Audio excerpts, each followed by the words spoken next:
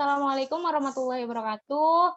Halo, selamat beraktivitas teman-teman. Kami dari kelompok 31 dan juga 32 ingin membahas terkait tentang cross culture dan juga studi kasus yang akan diangkat oleh teman kita, yaitu teman kita yang bernama Salma dan juga Renu Wulandari, yang akan membahas terkait tentang perbedaan budaya di lingkungan sehari-hari.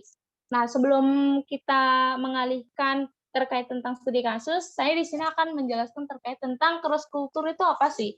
Perbedaan budaya itu apa? Cross culture itu di mana lingkungan kerja ataupun lingkungan sosial kita eh, orang-orang itu banyak bertemu dengan berbeda pemikiran, membawa pemikiran yang berbeda, membawa budaya yang berbeda, membawa gaya hidup yang berbeda, dan dia berkumpul menjadi satu gitu kan. Itu yang disebut dengan cross culture. Jadi simpelnya cross culture itu adalah perbedaan budaya dalam suatu lingkup kehidupan kayak gitu.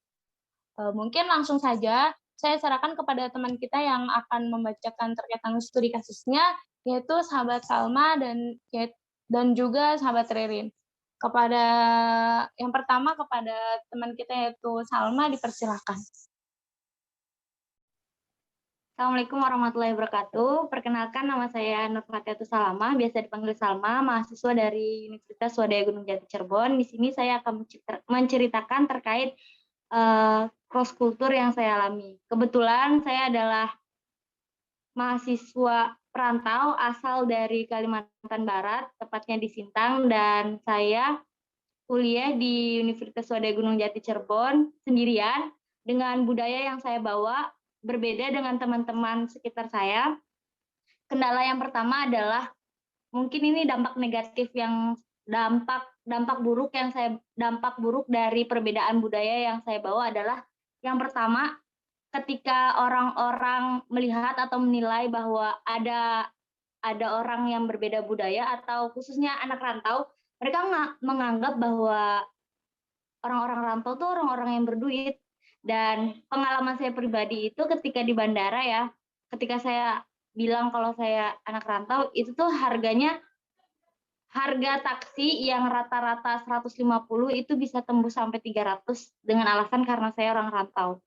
Itu yang pertama. Yang kedua, untuk ruang lingkup pelajar, khususnya mahasiswa yang saya alami adalah pertama-tama itu beda bahasa ya, bahasa. Jadi kadang pas pertama saya ngerantau itu, apa yang saya sampaikan itu kadang-kadang orang lain menafsirkan dengan bahasa yang berbeda, atau logat bicara saya yang terlalu keras, padahal niat saya pribadi itu tuh bahasa biasa aja keseharian, cuman karena logat dari sananya keras ya, jadi mereka menganggap bahwa saya lagi marah-marah. Itu yang pertama. Yang ketiga adalah paling paling mendasar, yaitu kayaknya makan deh. Makan, kenapa? Karena rasa rasa yang seumur-umur nggak pernah makan makanan Jawa, tiba-tiba kita ngerantau dan harus ngerasain makanan Jawa, itu kayak aneh yang pertama. Terus harus menerima kadang sakit perut pertama-tama, tapi ya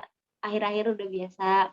Dan yang terakhir, sulit untuk pertama-tama itu sulit buat mendapatkan apa ya, teman yang satu frekuensi, terus teman yang bisa ngertiin kita sebagai orang yang berbeda gitu.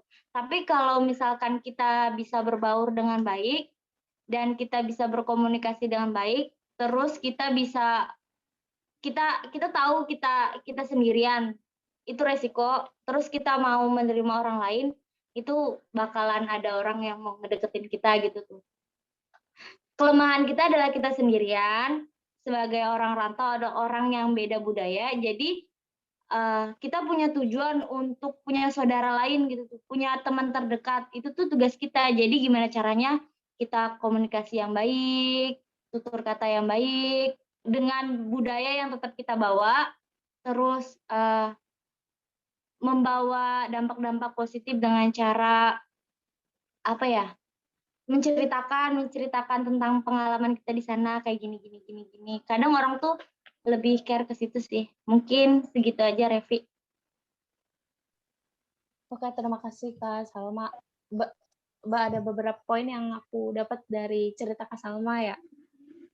terlebih aku juga sedikitnya tahu tentang lingkungan Kak Salma gitu. Bedanya, teman kita yaitu Salma ini dengan lingkungannya itu terkait tentang budaya berbicara, dari bahasa, terus mungkin pola makan dan lain sebagainya. Mungkin Salma merasakan perbedaan banget. Jadi di sini emang cross kulturnya dirasakan sekali oleh, teman kita yaitu Salma. Mungkin ada perbedaan dengan cross culture teman kita yang lain, langsung saja kita persilakan kepada teman kita yaitu Ririn Wulandari. Ada Ririn Wulandari, silakan. Baik, terima kasih Revi. Suara saya terdengar tidak? Terdengar. Ya. Bismillahirrahmanirrahim. Assalamualaikum warahmatullahi wabarakatuh. Sebelumnya perkenalkan, nama saya Ririn Wulandari. Saya mahasiswi Pendidikan Bahasa dan Sastra Indonesia Universitas Swadaya Gunung Jati Cirebon. Saat ini saya menempuh semester 7. Mau sedikit cerita ke teman-teman mengenai cross culture yang saya alami beberapa tahun yang lalu. Cerita ini diawali ketika saya pindah ke sebuah tempat, pindah rumah ke sebuah tempat di daerah Kabupaten Cirebon, di perbatasan antara kota dan kabupaten. Dan di situ ternyata bukan banyak ya, tapi rata-rata itu ada yang non-muslim dan muslim gitu. Jadi antara muslim dan non-muslim itu seimbang. Nah, dimulai dari sinilah ngerasa banyak perbedaan di mana kita harus menyikapi, terus harus bertoleransi setiap kegiatan apapun yang kita lakukan, entah itu kegiatan dari kita sebagai seorang muslim dan terus kegiatan dari teman-teman kita yang non-muslim gitu. Nah, awal-awal memang agak kaget gitu, mengingat banyak banget yang bikin shock gitu, apalagi lingkungan dulu itu mayoritas muslim, jadi tiba-tiba kalau semisal ada perbedaan di lingkungan kita jadi kaget gitu. Nah, tapi setelah dijalani selama beberapa tahun, banyak hal positif yang saya dapatkan. Yang pertama, hal yang positifnya itu kita bisa bertoleransi gitu. Ketika perayaan, kita tetap bukan ini ya. Kita sebagai seorang muslim juga tidak boleh gitu ikut campur atau ikut merayakan kebudayaan dari bukan kebudayaan tapi ininya kegiatan dari perayaan atau ininya non muslim gitu.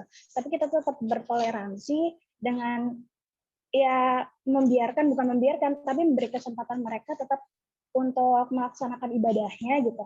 Nah, hal yang menarik juga kebetulan di tempat saya itu ada, jadi kayak di Jakarta gitu, ada masjid Istiqlal ya, benar. Istiqlal, nah terus depannya itu ada gereja gitu. Nah, di daerah aku tuh sama kayak gitu juga. Jadi berdampingan antara gereja, rumah doa dengan musola atau masjid gitu. Nah, itu setiap minggu yang gereja selalu selalu ada musik, berdoa gitu, dan ya yang masjid tetap berjalan sebagaimana mestinya gitu. Nah, berjalannya waktu mulai terbiasa dengan kebiasaan-kebiasaan yang sudah ada gitu. Terus belajar banyak juga dari teman-teman kita yang muslim, termasuk saya sendiri yang merasakan tinggal di daerah sini gitu. Ternyata walaupun kita berbeda agama, berbeda kepercayaan, tapi perspektif kita itu semakin luas gitu. Pandangan kita terhadap budaya mereka, agama mereka itu jadi apa ya? Jadi lebih apa ya? Lebih pembahasannya itu lebih menarik aja gitu. Antara kita saling sharing gitu, sharing mengenai agama kita, sharing tentang pengalaman-pengalaman kita sebagai seorang muslim, terus pengalaman mereka selama pengalaman mereka menjadi seorang non muslim gitu. Dan terus bukan hanya sekedar agama yang kita bahas, tapi pembicaraan terkait lingkungan sosial. Kita kan hidup tuh kan sama ya, bareng gitu di lingkungan yang sama. Dan itu tuh menjadi salah satu kunci kita buat tetap bersama gitu, walaupun kita berbeda, kayak ada budaya A, budaya B gitu, tapi tetap kita di lingkungan yang sama, dan alhamdulillah sejauh ini tidak ada perdebatan antara kegiatan yang dilakukan oleh kami seorang muslim dan mereka yang non muslim gitu. Banyak banget sih pengalaman-pengalamannya, dan salah satunya yaitu bisa kenalan sama banyak-banyak teman-teman yang non muslim gitu, membuka pemikiran kita terhadap suatu lingkungan, terus pembahasannya juga macam-macam. Kadang kita bahas mengenai pernikahan di agama mereka seperti apa, terus sosial budayanya bagaimana. Nah, itu yang membuka pikiran saya, ternyata perbedaan budaya juga tidak memecah belah gitu. Yang saya rasakan itu. Mungkin itu sih pengalaman cross culture saya selama pindah di tempat ini gitu. Kembali lagi ke Revi, terima kasih. Oke, Kak Ririn, sama-sama.